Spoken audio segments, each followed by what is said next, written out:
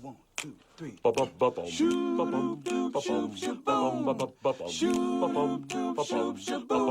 Life could be a dream. Life could be a dream. Oh, life could be a dream. If I could take you off the paradise above, please tell me, darling, I'm the only one you love, and life could be a dream. Sweetheart, hello again. Well, it happened on the streets of New York. It happened on the streets of other cities, too. Pittsburgh, I know, out coast. And I think it happened at a time when it could only happen. It's almost like a disease. Once you get it, you can't get rid of it. But it's a great disease to have, I understand, from what these people tell me. Life could be a dream. Life could be a dream. Yeah.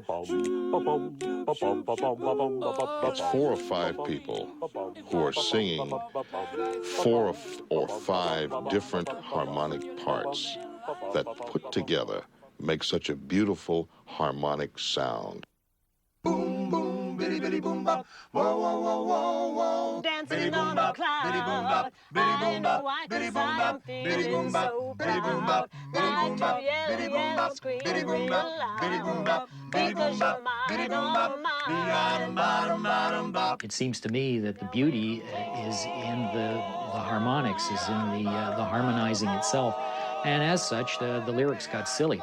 I don't think it in any way detracts from the music if you're just listening for the beauty of the human voice and harmony. Well, he's gonna buy me a wedding ring and I will hear all the angels sing and they will say that is mine, all mine. The vocal group party music is just that. It's a lead singer with usually 3 or 4 parts behind it. It's a group, vocal group, first tenor, second tenor, baritone, bass. And they all do a different note. They fill in like a note, and it makes harmony. It's a beautiful harmony. And then there's also a unison where they all sing the same note. You know? But that could also be considered as harmony, too. And I'm the only one that you love. Life could be a dream. Sweetheart, hello, hello again. Shaboom, I hope we meet again. Boom, boom, boom.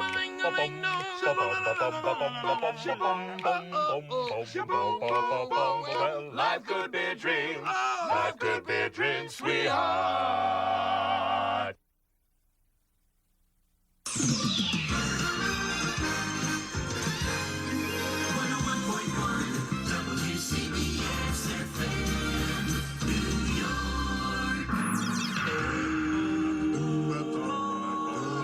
There was a time when they sang on the street corner, the subway stations, wherever they could find an echo.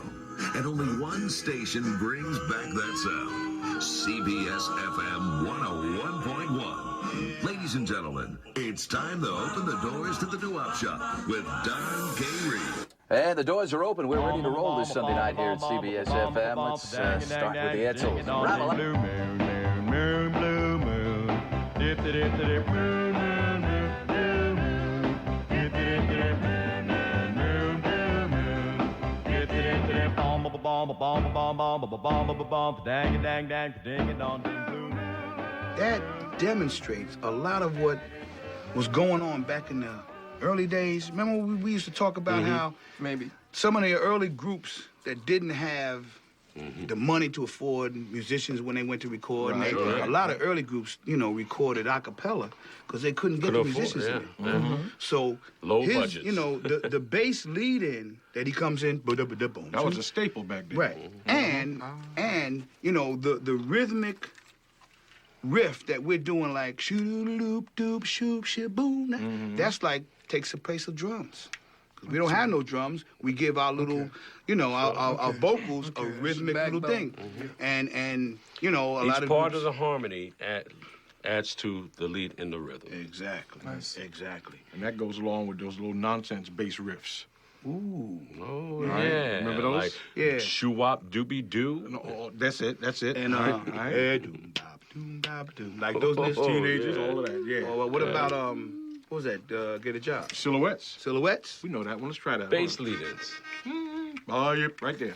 Bum, bum, bum, bum, bum, bottom line.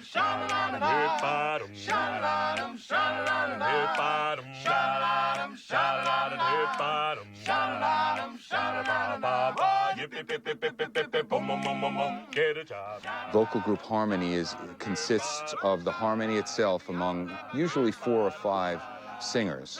There's usually a lead singer, there's usually a bass singer, and then there's commonly a high tenor that floats over the lead, usually in falsetto, and then 2 others, a second tenor and a baritone that blend to give a background harmony. Get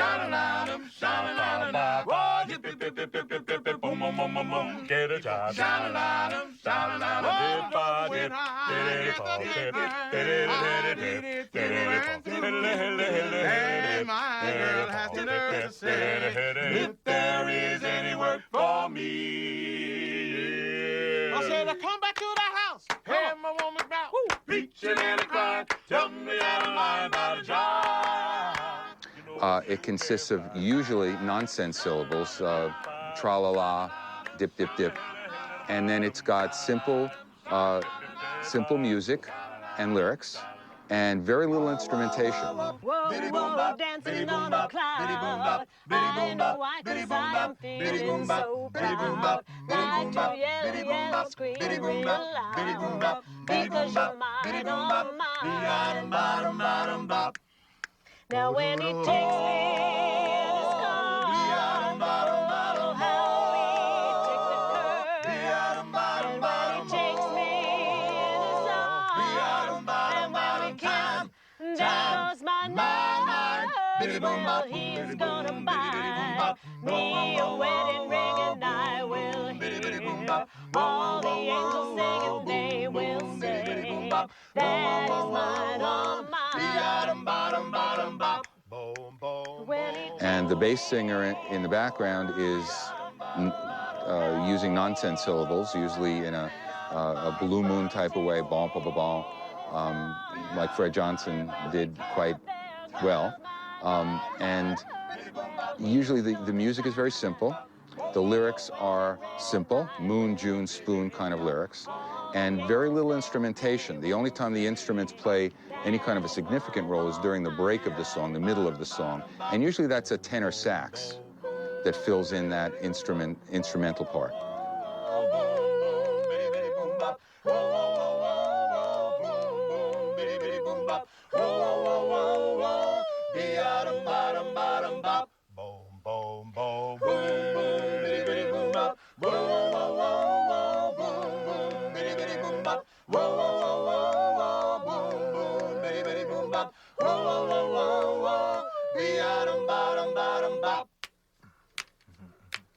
The genesis of it goes back to slavery, when on the plantations and the cotton fields, the slaves sang to not only pass the time of day, but of course it was, as we have found out over the years, a means of communication.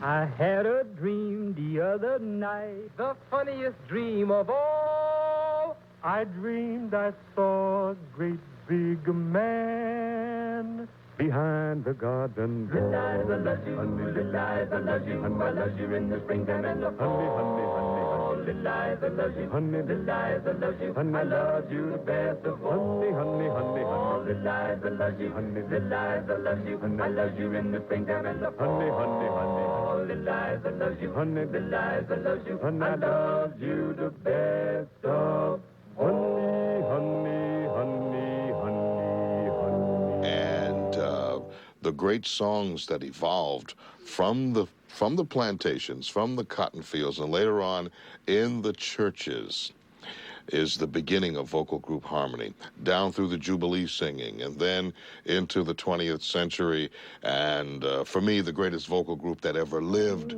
the Mills Brothers. My darling, please wait for me till then.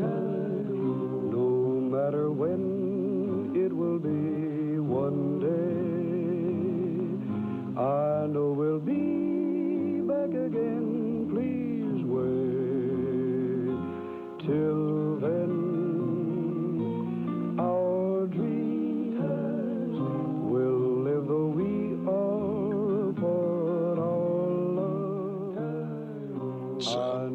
fantastic thing, something that I truly believe you don't get over. When you hear great harmony, you hear 4 or 5 people, men or women, harmonizing together. And it's proven on the streets of New York when young people today, and I'm amazed that young people still do it, they stop and sing, and people just, they stop what they're doing, and they listen to it. And if it's really exceptional, what a joy.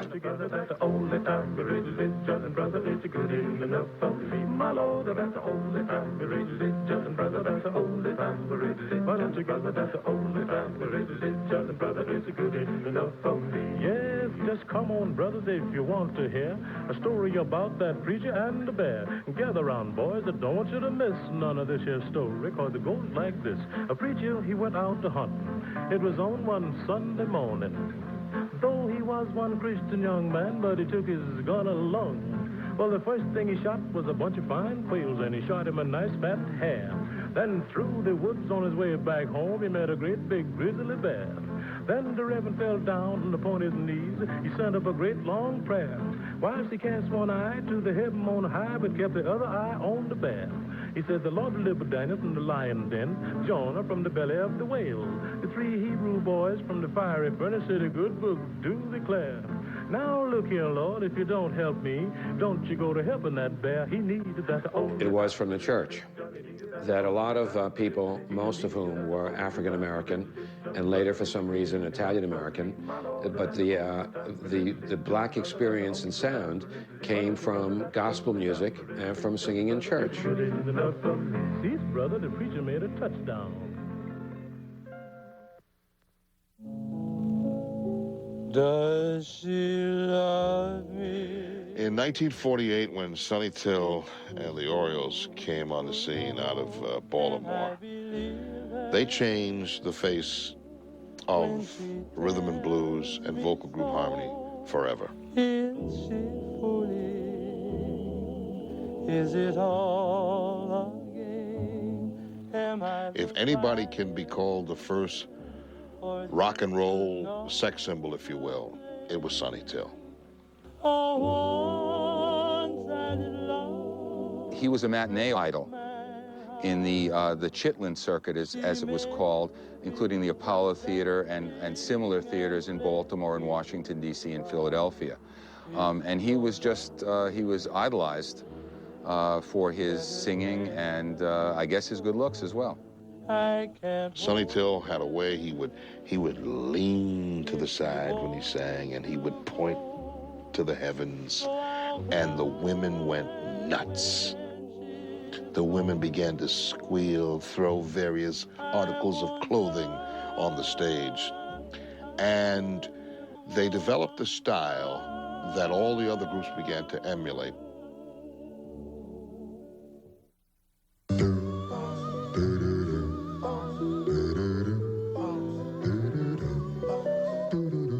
One song comes to mind, and again, in my teachings, I always point to as the song that ushered in what we now call the doo-wop era, and was by the Ravens.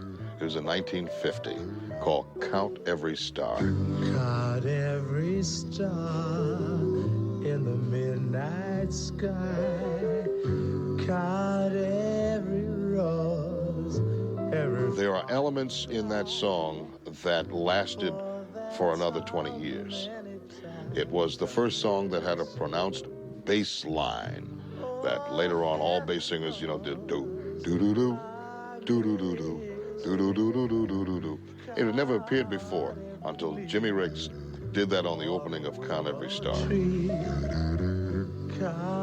That was the beginning of it. That was, if you can point to one song and say, that is the first doo-wop vocal harmony song, it's Count Every Star, 1950 by the Ravens. Count every wave on a stormy sea. Count every star. But as we came into the mid-1950s, 1954, which is considered the watershed year, that's the year that G by the Crows and Shaboom by the Chords crossed over to the pop charts. And those were up-tempo songs. And into 1955, you had a mixture of up-tempo, we used to call them in those days jump tunes, and the ballads. By 1956, with Frankie Lyman and the Teenagers, the Kitty Leads came about, and most of those songs were up-tempo. We wanted to dance.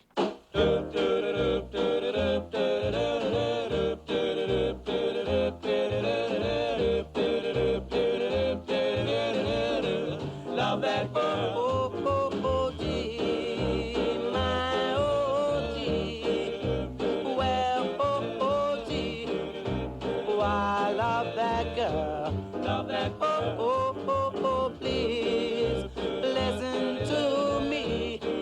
Hey, hey, hey, my plea. Oh, I love that girl. Love that girl. And all my friends in junior high school and high school, that's all we wanted to do. We wanted to emulate the sounds we were hearing. And then in the neighborhood, we started to have stars. In my neighborhood, all of a sudden, I've got the Heart Tones. I wanna Sunday kind of love. So many people in the neighborhood. We had neighborhood stars. And with Frankie Lyman and the Teenagers' release of Why Do Fools Fall in Love in 1956, most of us then realized that maybe we could become superstars, that maybe we could become professionals. Interestingly, the early part of doo-wop in the early 50s, the songs and the themes that were involved in those songs were really oriented towards an adult audience, the people who'd come from the wars or who had come into an adulthood just at the end of the wars. But then something very profound takes place. A young group called the Teenagers, focusing on their lead singer, Frankie Lyman, break with an enormous hit, Why Do Fools Fall in Love, which is not oriented towards the adults. It's really oriented towards young teenagers. And from that period on, I believe that doo-wop really begins to change. Now we come to a mood that is the product of our present generation. The bubbling enthusiasm of our teenagers was the inspiration for what is now the most popular style of music in the country, rock and roll. A few short weeks ago, 5 teenage boys went into a recording studio and they said they had a song they wanted to sing. Well, it took a little time, 3 weeks to be exact, but they were heard, and their song was recorded. It is now the #1 record in America, and the song is Why Do Fools Fall in Love? And the boys appropriately enough call themselves the Teenagers. So here you are. So, you guys are the Teenagers. That's right, Mr. Lane. Come on, boys. Let's sing our song now. That come out of you? Yes, sir. Can we sing now? What's your hurry? I have to make my money before my voice changes. Good news for you, Dad. It ain't gonna go much lower. You're in a barrel now. Frankie, you amaze me. Tell me something. You're only 13 years old, and yet you wrote this big hit. How did it ever happen? Well, Mr. Lane, one day I was dressing, and inspiration came to me, so I wrote the song. Oh. Well, what was the inspiration? I needed a new suit. Well,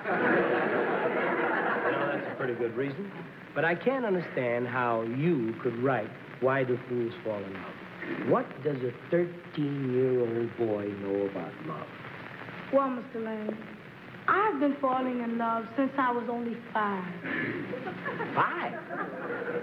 But I've been a fool about it since I was 11. Well, don't complain, lad. You've only had 2 rough years. I go all the way back to Bridie Murphy. I think we've had enough of this little chit-chat. This is your first nationwide television appearance, isn't it? That's right, sir. And I know that everybody's waiting to hear you sing, so are you ready to rock and roll it? That's right. That means I ought to get lost, huh? That's about it.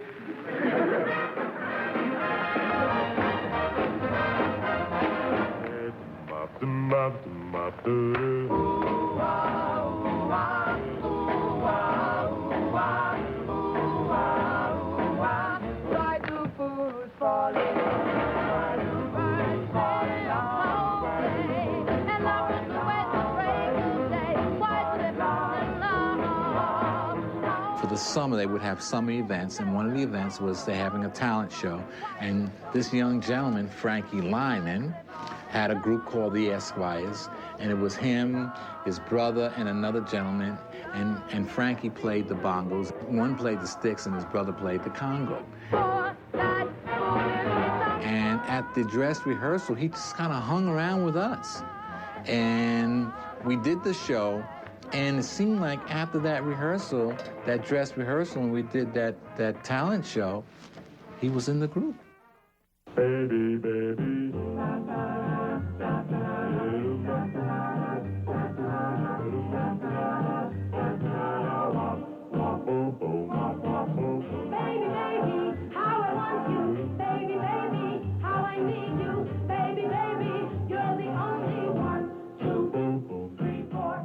We all grew up in New York City in the early 50s. We all hung out together. We went to school together, and we sang together. At that time, singing on the street corners was the thing to do. It was a way to get noticed. And one day we did. So right now on WKMH, as we're bobbing with Robin, little Frankie Lyman and the Teenagers, and our flyer for the day, why do fools fall in love? We were all listening to the radio during the afternoon, and it was one station AM at the time because FM wasn't that popular or even really existed because mostly ham radios were just FM. And once we heard the song on, I think it was the William B. Williams show, we got excited. We were all jumping around. Says, damn, that's Frankie on the radio. That's Frankie, that's Frankie. And we waited till the song was over, and then the William B. Williams came on and said, yes, that's Frankie Lyman and the Teenagers, an up-and-coming new hit called Why the Fools Fall in Love in the top 10. And it had only been out about less than 30 days, and the song just really just took off.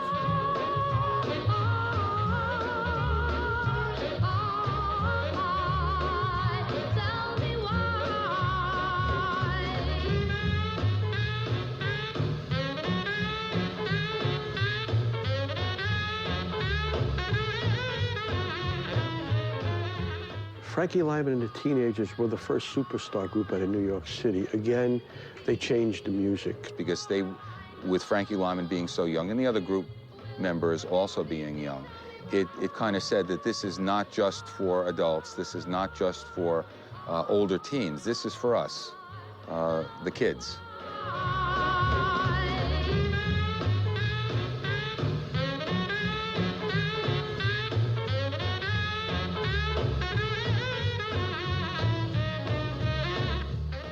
Louis Lyman followed in his brother's footsteps, and although Frankie was the king, Louis came pretty close. Their sound was almost identical to that of his brother's group, and he just had a wonderful feel for it. I guess they kept it in the family.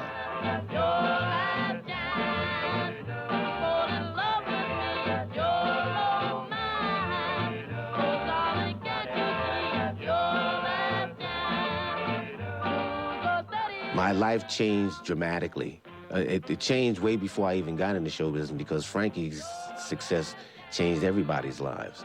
So it was like, you know, you walk down the street and there goes Frankie Lyman. Oh, no, that's not Frankie Lyman. That's his brother.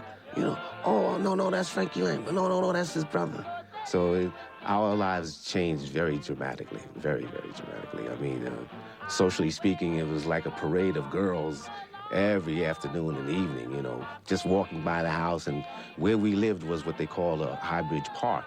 So all the girls would come up from Harlem and from the Bronx and just walk by the park, and it would be a parade of girls every day, just to think, with the chance of seeing Frankie Lyman or one of the Teenagers. So a lot of guys in the neighborhood benefited from that.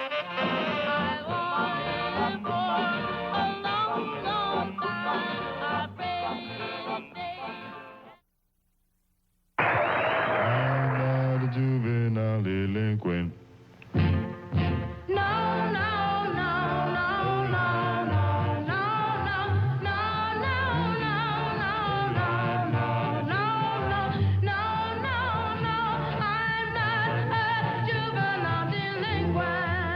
you really didn't have any say-so whatsoever. I mean, in those days, you were asked what to do, and you did it.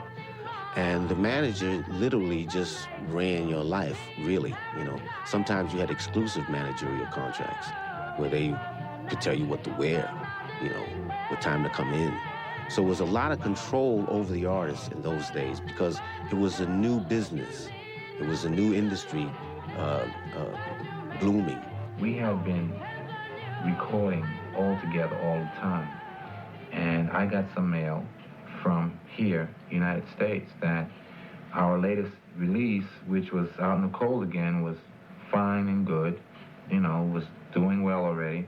But the flip side on that was just Frankie singing by himself, a tune called A Miracle in the Rain. So we made a big fuss about that. But Frankie liked the idea, and when we got back to America, he said he was going to lead the group. Frankie went on his own and began to do things for Roulette like The Only Way to Love, good records that never happened. It just couldn't happen. I don't know why they couldn't get Frankie off the ground. But the group went on and got a new lead singer, Billy Lambro, I think his name was, and they recorded a record, Flip Flop, I'm quite sure they told you, and they appeared at the New York Paramount, and the record Flip Flop was appropriate because it really flopped. And the pictures were great and everything, and they looked great, but it just didn't happen.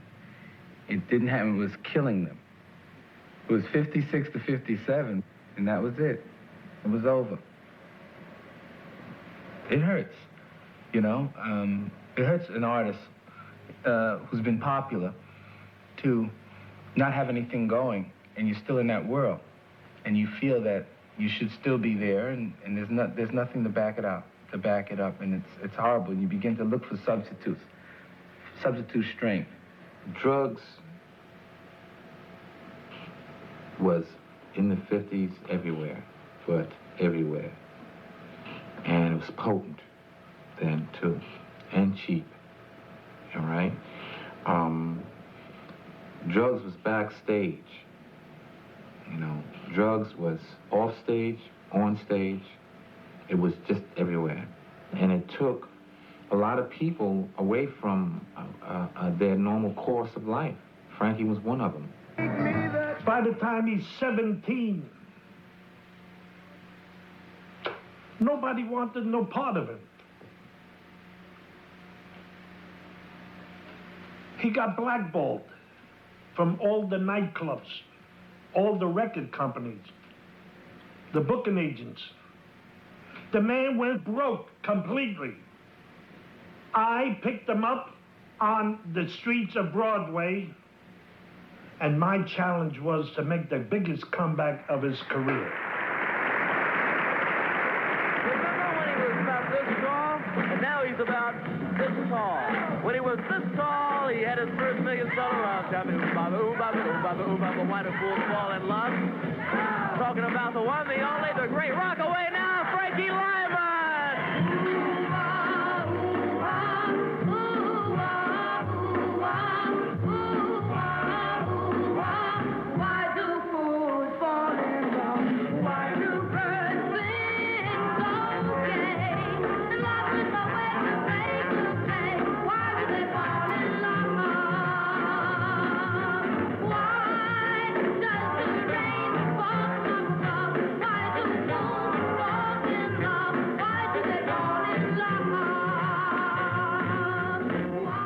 Hurt to see Frankie. He was at his lowest point. Frankie was no longer the Frankie Lyman I knew. He was always a brat and egotistical and everything, but he had the voice, and he could back it up. But then without the voice and he couldn't back it up, he was just another Joe. His voice is changing. Nobody wanted to develop the change of the voice of the young kid to the young man to the grown man. Nobody wanted to go through that transition with him.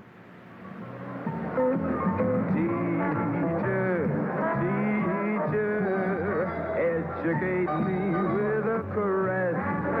Teach me nothing less than a lesson I'll never forget.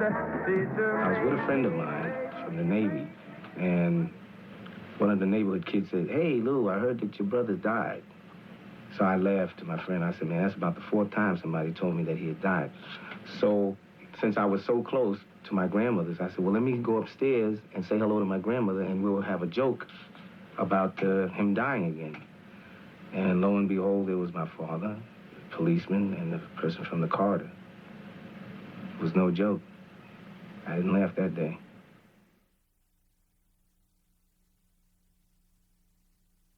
Doo-wop music is definitely from a more innocent period. And I never used this term myself, but a lot of other authors have.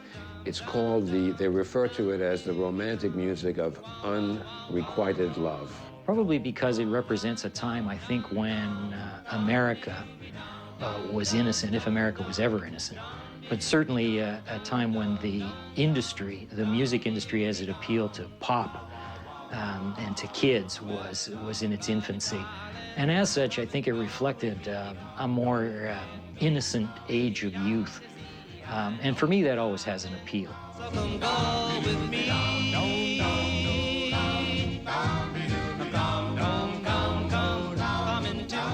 Doo-wop, rock and roll, 50 music was good American music. I mean, you couldn't find better music. It was fun music. I mean, we used to dance close together. You're my love, you're my angel, you're the girl of my dream. I'd like to thank you for waiting patiently.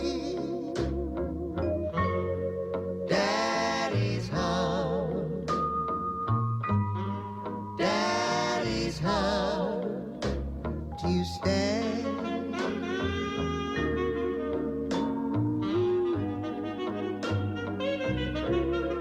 How I've waited for this moment to be by your side.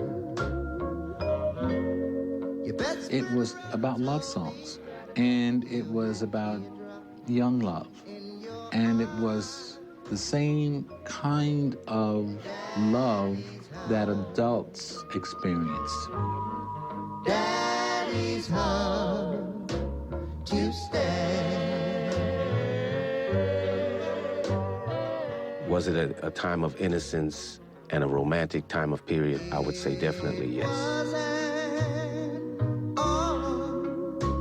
A Sunday, Monday, and Tuesday went by. It wasn't on a Tuesday afternoon. We wrote these tunes for the young ladies, that were in our labs, and all the young girls did it for the young men.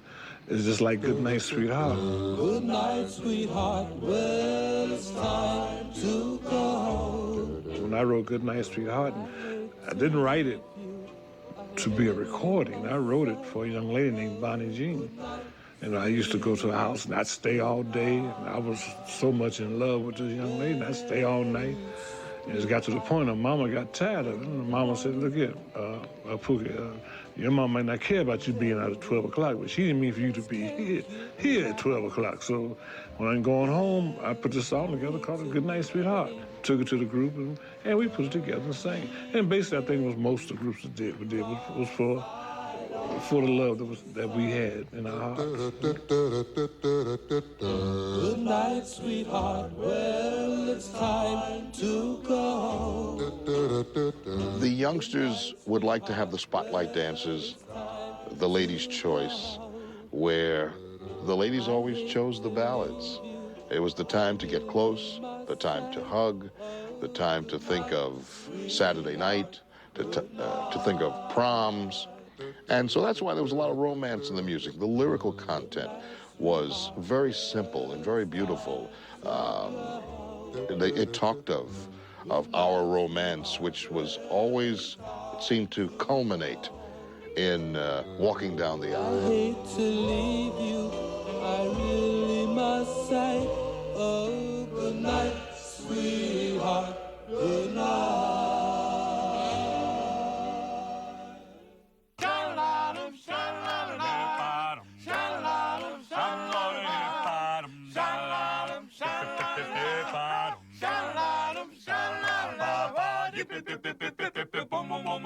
Get it a job. Sha-la-la-dum, sha-la-la-dum. Well, when I read the paper, I read it through and through. And my girl has the nerve to say, if there is any work for me. I said, I come back to the house, have my woman's mouth, preaching and crying, tell me that I lie about a job. You know I still can't find Sha-la-dum, sha-la-la-dum, sha-la-dum, sha-la-la-dum, sha-la-dum, sha-la-la-dum, sha-la-dum, sha-la-la-dum, get a job.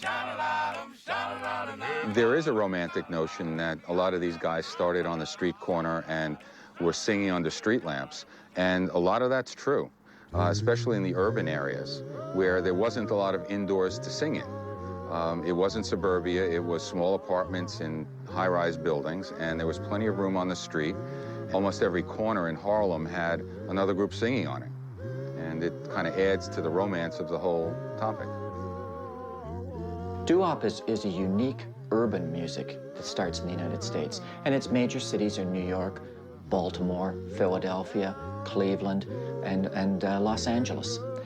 Especially in the northeastern sections, what you saw happening there were a lot of kids, time on their hands, young teenagers, etc., they either couldn't afford instruments or they didn't really know how to play instruments. But what they did have is an opportunity to practice and to sing together. So they'd sing on street corners, they'd sing in their auditoriums at school, they'd sing in halls, they'd sing in the subways, and they got to be very, very good. Practice in the subway, in lobbies, and in halls, even in the doorway, singing doo-wops to the wall.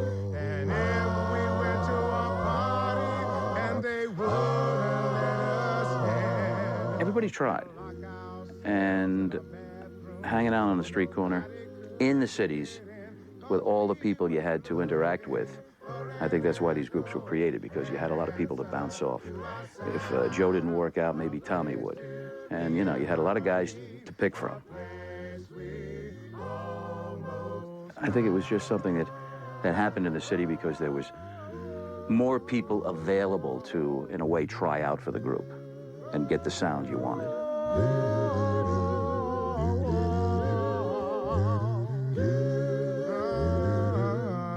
The four of us, we occasioned in hallways a lot. It was echoes in the hallways. The sounds bounced off the hallway walls, and we loved that echo sound. And everybody did it. If you go into any junior high or elementary school, you could find some, you know, a group trying to do a little singing or something, and some made it, and some fell by the wayside. But it was very popular in the 50s for a young man to try to sing a little bit. Today we can stay in our homes and be entertained with everything. You got, you know, the VCR, you got the DVD, you got television, you got radio, you got air conditioning. Why leave? Years ago on a hot summer night, a lot of people didn't have television, didn't have air conditioning, so they went out. They sat on the porch. Guys used to hang out on the corner because it was cooler. And just, you know, the camaraderie between guys. Can you sing? I sing. You hear that song? And they'd start just harmonizing on the street corner. And all of a sudden they realized they could sing. And maybe we can do it. Maybe we can have a record. And today when I played my old 45s, I remember when I used to sing with my friends. We were looking for an echo, an answer to our sound, a place to be in harmony, a place we almost looking for an echo, an answer to our sound. Frankie Lyman had a tremendous, profound effect on the music, as great, if not greater, than Michael Jackson had in the 60s, 70s, and 80s. And Frankie Lyman and the Teenagers' songs had a profound effect on many, many other groups. Arlene Smith talks about that her group, when she was developing, they didn't really think that they were going to be able to ever get a hit record until one day she heard on the radio this tremendous song. And the announcer, or the disc jockey, said that this song, you know, ladies and gentlemen, it's Frankie Lyman and the Teenagers, Why Do Fools Fall in Love? They played the song, and then the disc jockey announced that Frankie Lyman was only 13 years old. When I heard that, I said, well, he's not much older than I am. You know, we're in the same age group. Let me try and do this a little bit more seriously. And the result of that was their big hit, Maybe.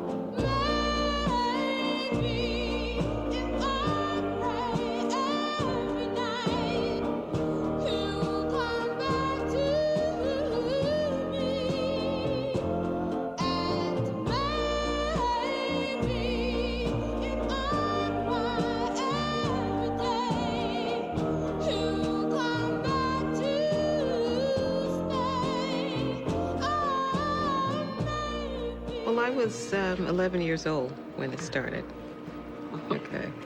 And I believe I was 16. And I was probably about 13 years old. I was about 12, you know. No, I was, yeah, between 12 and 13. When the records were recorded. Now, you know, when I think about it, it was probably 11 when the group started to formalize, 11, 12.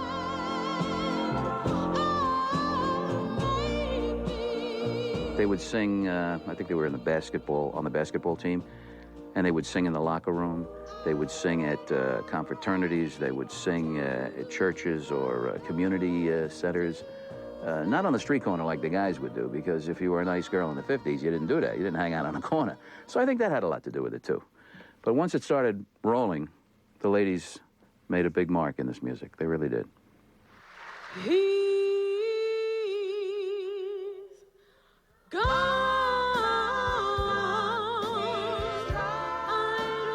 I wrote He's Gone because I didn't get out much. And there were a lot of parties, you know, and there was this guy that I liked. And he had the prettiest eyes, and I just thought he was fabulous, and couldn't go to the parties. And I lived in a tenement on 163rd between Union and Prospect. And my living room windows faced into a court. So it would drive me crazy. You could hear the music, you could hear the voices. I knew he was there. And I couldn't go. So I just entertained myself with the piano.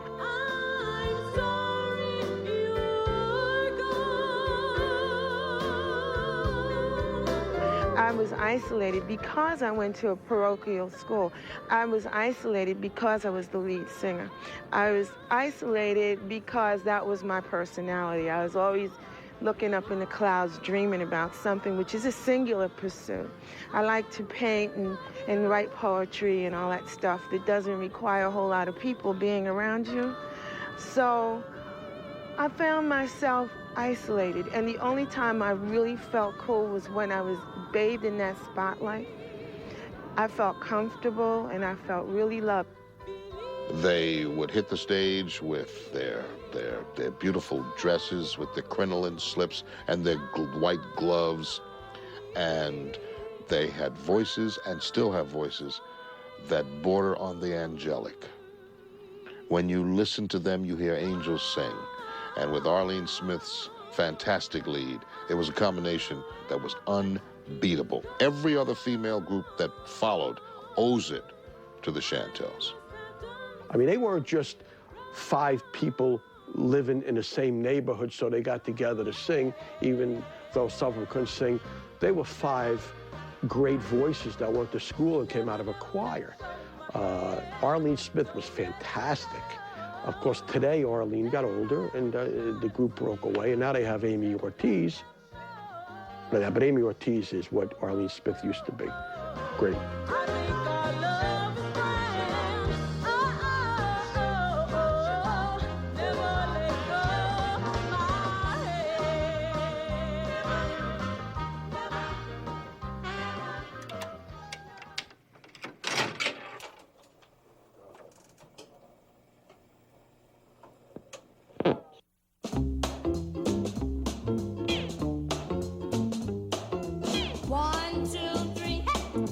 Look at Miss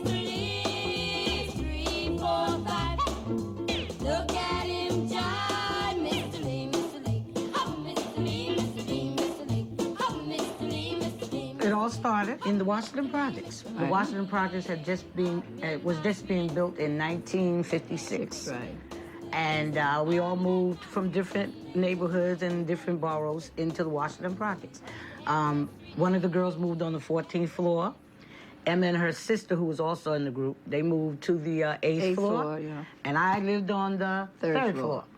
So when it came time for rehearsal and stuff, all we had to do was run from floor to floor. Don't forget the other thing we used to do. We used to, being that we all lived in the same building, our mothers didn't allow us to stay on the phone a lot. So we used to like hit the pipe, you know, like that pipe is over there. And one would look out the window, the ones that lived on the top would look down, and the ones that lived down below would look up. And we would say, hey, 10 minutes in front of the building, you know? And it took us a long time to get out of the neighborhood because right across the street was our elementary school, and 2 blocks up was our junior high school. Right. So we really never got to take a bus until after we became a group.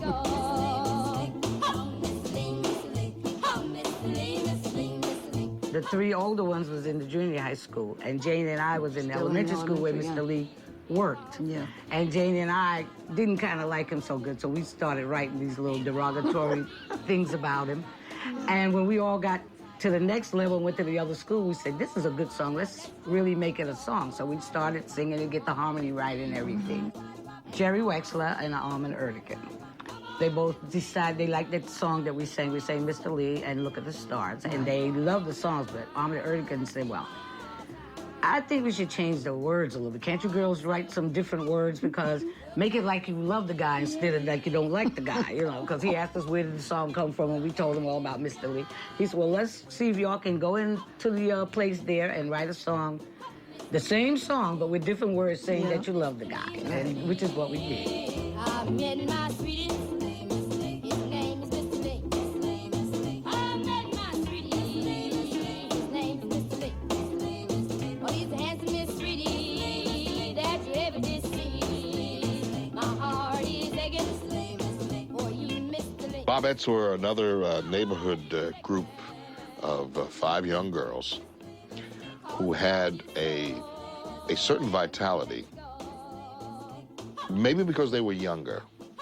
They just had a bounce and a verve. Their style, their sound was infectious. Aretha, the lead singer, she was so full of vim and vigor. After Mr. Lee came out, every time we looked around, there was a song out of it about Mr. Lee. They had a song called Walking with Mr. Lee, a song called Talking with Mr. Lee, a song called Dancing with Mr. Lee. Then they had a musical that was called something about Mr. Lee. Right. So we said, why is everybody making songs about our song? Let's make our own answer to our song. And we decided, to say, let's kill him.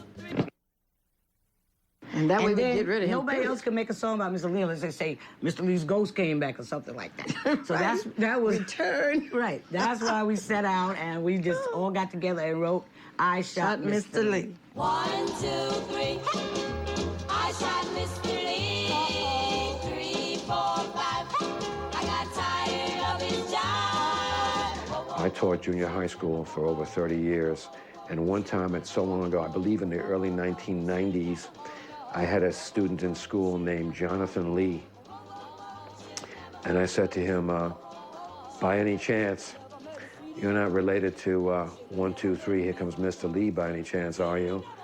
And he said to me, he was my great-grandfather.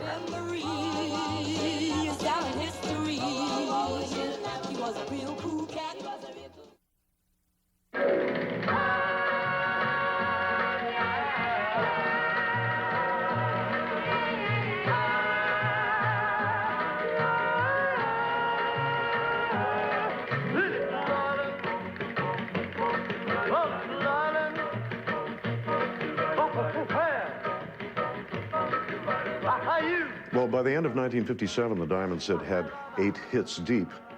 We were actually still 4 blue-eyed, semi-virgin white guys from Toronto in brown 3-button suits, and we were about to get a terrific education. We were invited to join rock and roll's first major touring show, and for 60 days of one-nighters, we barnstormed North America with a dozen pioneer jukebox giants. We traveled in a Greyhound with Fats Domino, Chuck Berry, the Drifters, Well,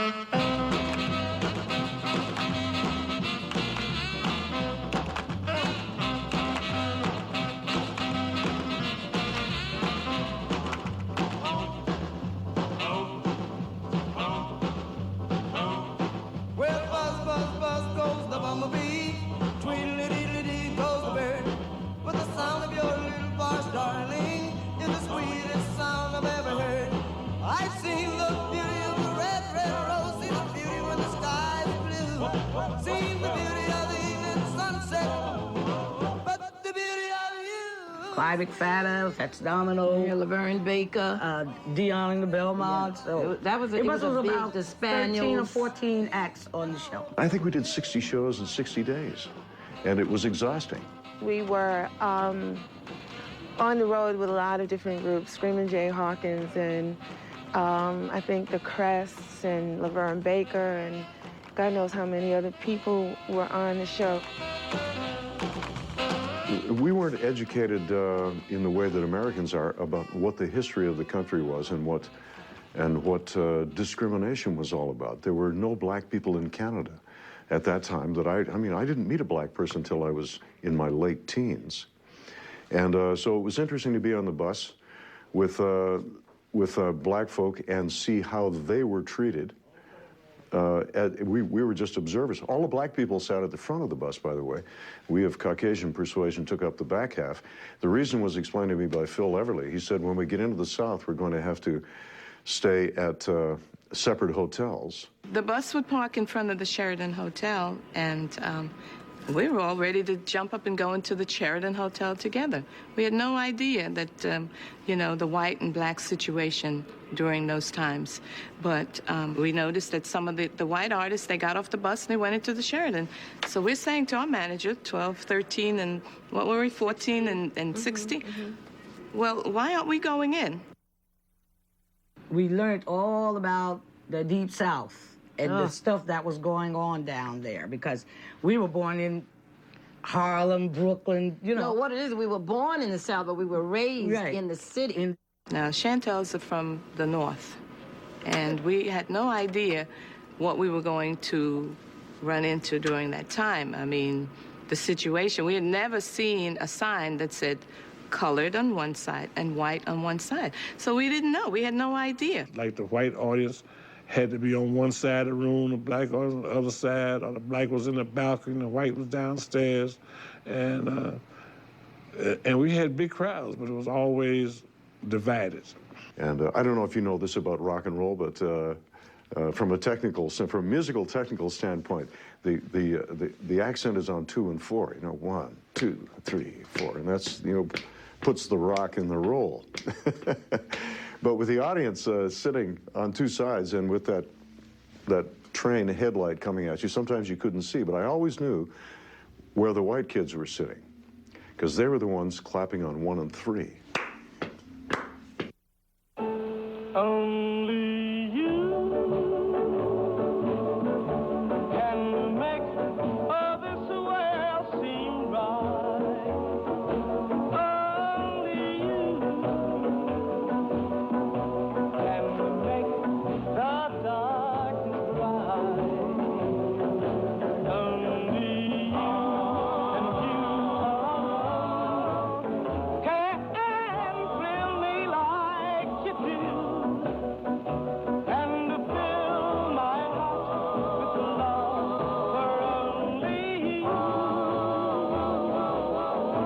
The success was so quick that a lot of managers and record companies were really astounded by the success that the record industry was having at that particular time. They didn't realize what, you know, the gold mine that they had at the time. And I would safely say 99% of the artists were totally ignorant of the business itself. The music business in the era that I came along in the 1950s was populated by children. It was populated by children and controlled by men who we thought were old men at the time, but as I look back in retrospect, they were in their late 20s, early to mid-30s. You're not talking about the major record companies. In those days, they were referred to as independents, and in many ways operated out of storefronts in ghetto neighborhoods. And consequently, there was this huge pool of talent who were basically high school singers and street singers. A lot of people thought, you know, a lot of those groups, the Cadillacs, the Valentines, the Harptones, were grown men, but in essence, they were really 17, 18, and 19-year-olds.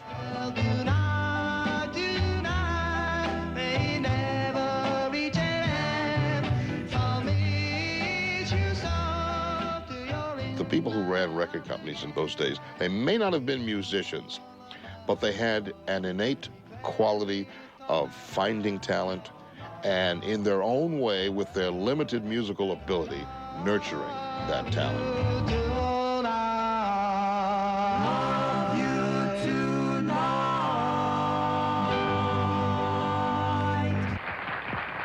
And they exploited us. We had no business acumen. Our parents had no business acumen. The term entertainment lawyer did not exist. There were no entertainment lawyers then. If the family had a lawyer, it was their real estate lawyer, or it was their probate lawyer.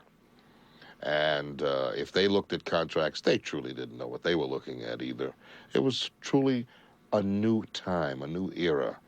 And the only people that had any understanding and wherewithal at all were the people who were sitting on the other side of the glass. And yes, they exploited all of us. Really never thought of it as a business. You know, it was chasing the girls and drinking the whiskey, and we wasn't making no hell of a lot of money. We was just enjoying. So we didn't know, that much money was involved in doing this. We didn't know the business about publishing or copywriting our tunes. That was another thing altogether. So we were just happy to be able to get on stage and do our things under the lights and hear the girls screaming and get a few dollars. That was good enough for us. You know, that was heaven just about. Most of the fellas were not getting paid. You know, they were having the hits, but the money wasn't forthcoming. The record company was keeping the money. Plus, every time you approached them, they would tell you, you owed them money for the session. You owed them money because they bought you a car. You owed them money because so. So consequently, we never got any money from the companies. And they never realized that 20 years later, the singers never did, that those records would appreciate in value, and they had no recourse. We lost a lot of money, but hey, that's basically our mistake, because we can blame it on somebody else because they didn't school us, but we didn't do it ourselves either. So, you know, you don't handle your own thing, it can be disastrous, which it was for us, financially wise. But it was an experience for me. It was like going to school. I'm not bitter with anybody. And it was the day of the riff-off. I mean, every act in the business, I imagine, that didn't really know his art was getting ripped off.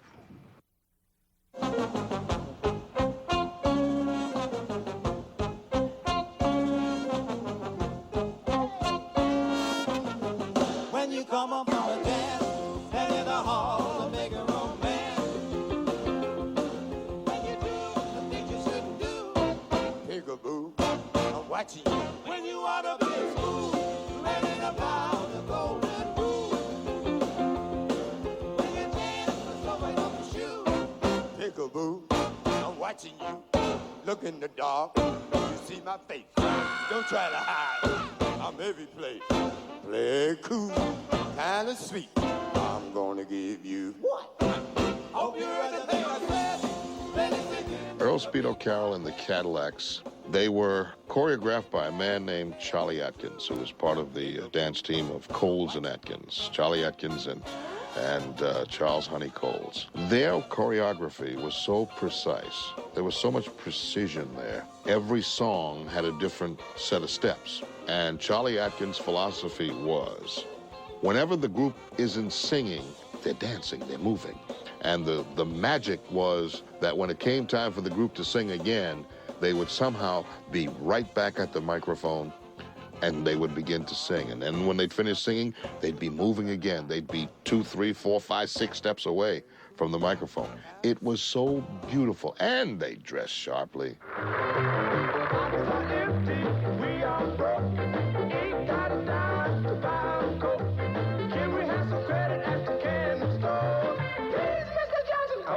No more. I'm from New York, born and raised in Harlem, and most of the guys in the group is from Manhattan. We all went to school together, and very young, in the early 50s, it was a thing to be a part of a singing group, rhythm and blues they was calling it at that time. And then they went to rock and roll, to street corner music, doo-wop. It had several names, but every kid in New York, really, that was their thing.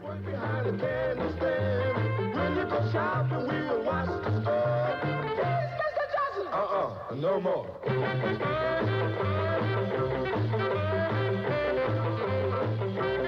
I know on 142nd Street, you had a group like the Solitaires and the Crows, the guys that made G. Then if you went downtown to 118th Street, you would have the Five Crowns, Charlie Boy, which turned over to be the Drifters with Benny King and those guys. And we used to try to get on the amateur show at the Apollo Theater. The Apollo crowd would let you know whether you had something or you didn't. You know, if they didn't like you, they'd boo you right off that stage. And if they did like you, they would let you know that you had something going. We were playing an armory up in some part of Massachusetts, I remember. It was a sellout show. And after the show was over, we were on our way out, and Bobby Phillips, the bass singer, the ham of the group, my right-hand man, he seen a big torpedo sitting outside of the armory. And my head has always been a little tall, and they used to tease me about it, and they still do. And he looked at the torpedo and say, "Hey, Speedo, there's your torpedo." And I was very upset about it. I said, "Listen, man, number one, my name is Earl to you, sucker, not no Speedo." And they fell out. All the guys just waddled on the ground. They laughed at this Speedo, there's your torpedo. And we got in the car, and it was a big number that year by a group called Waterboiling Baby. And we took their Womp Wah Shooby-Doo. That's where we first got Womp Wah Shooby-Doo. And we put that and wrote lyrics to Speedo. And by the time we got to New York City from Massachusetts, we had written the song, Speedo. Well, now they often call me Speedo, but my real name is Mr. Earl. Mm-hmm. Now they gonna call us Speedo till they call up and get you big league girl. Yeah, yeah. Well, now they all call us Speed, 'cause I don't want to wasting time. No, my name is Speedo. I don't waste no time. No. And if I need a real fine box, sure gonna make her mine. Yeah. Well, now some call me Mo, some call me Joe. Just remember Speedo, he don't ever take it slow. Speedo, real name is Mr. Earl. Yeah. We were looking for an echo, an answer to our sound, a place to sing in harmony, a place we almost found. The vocal harmony era began to change when all music began to change, and that was with the British invasion.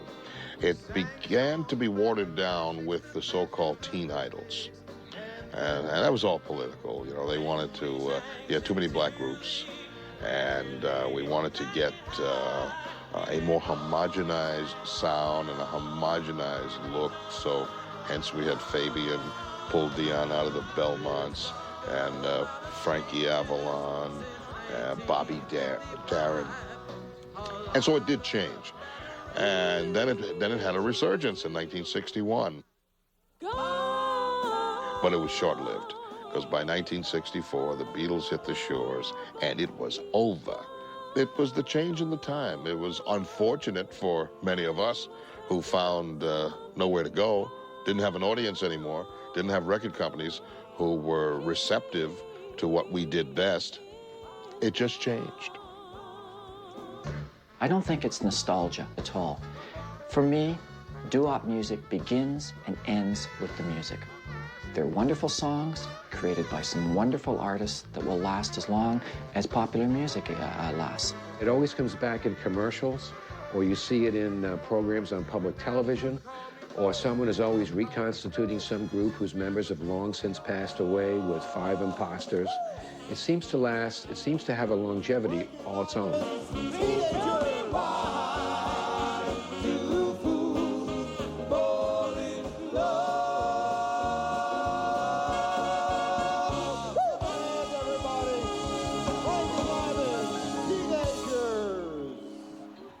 If young people today listen to this music, I think it's appealing to them.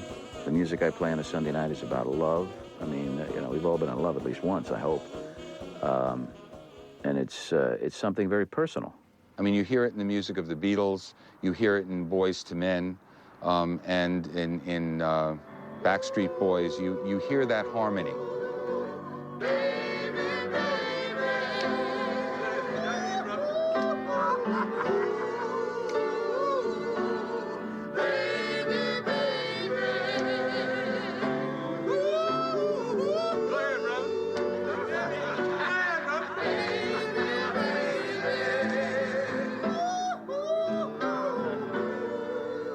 The music was very simple, very basic, a departure from a more formalized form of pop music. You didn't have to spend 15 minutes to understand what a lyric was saying, but it got right to your heart very quickly.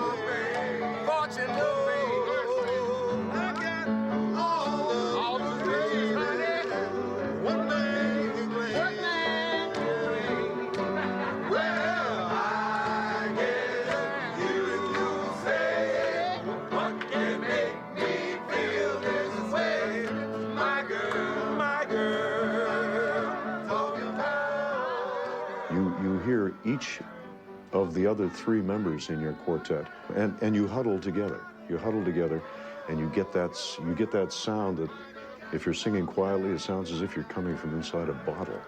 There's something deeply satisfying to the heart and soul and the ear.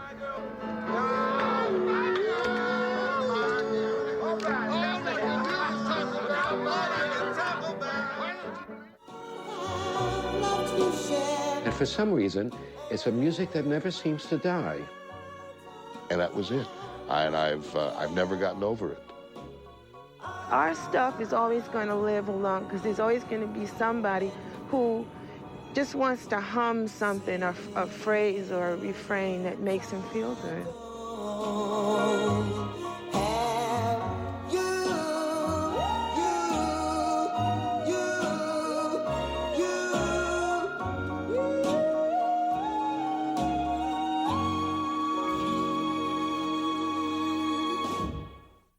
I wonder who wrote the book of love? Tell me, who wrote the book of love? I've got to know the answer. Was it someone from above? I wonder who wrote the book of love? I love you, darling, baby, you know I do.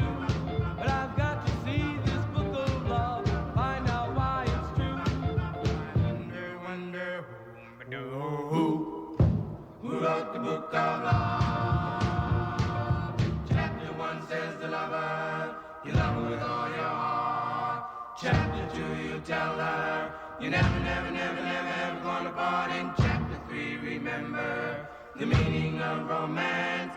In chapter 4, you break up, but you give it just one more chance. Oh, I wonder, wonder who wrote the book of love? Baby, baby, baby, I love you, yes I do. Well, it says so in this book of love, ours is the one that's true. I wonder, wonder who wrote the book of love? Chapter 1 says to love her, you love her with all your heart. Chapter 2, you tell her, you never, never, never, never, ever gonna part. In chapter 3, remember the meaning of romance. In chapter 4, you break up.